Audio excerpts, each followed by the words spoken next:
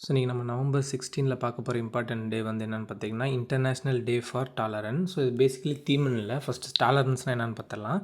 So tolerance is a respect, acceptance and appreciation of a rich diversity of our world's culture, our forms of expression and ways of being human. அதாவது டாலரன்ஸுன்றது என்னன்னா, இப்போ ஒவ்வொருத்தவங்களுக்கு வந்து ஒவ்வொரு கருத்து இருக்கும்.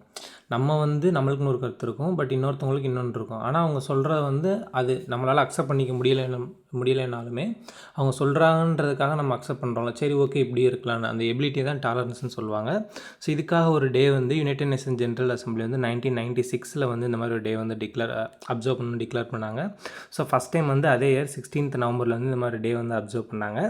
So வந்து எதுக்காக அந்த அடாப்டேஷன் அந்த எந்த ஒரு இதுக்கு கீழே வந்துச்சு அப்படின்னு பார்த்தீங்கன்னா, யுனெஸ்கோவோட declaration of principles on the tolerance 1995 வந்து ரிலீஸ் ஆச்சு. ஸோ அதை வந்து அடாப்ட் பண்ணி தான் இந்த மாதிரி ஒரு டே வந்து அப்சர்வ் பண்ணுறாங்க. ஸோ இதில் அதாவது இன்டர்நேஷ்னல் டே ஃபார் டாலரன்ஸ் வந்து நவம்பர் 16 வந்து அப்சர்வ் பண்ணுறாங்க. தேங்க்யூ.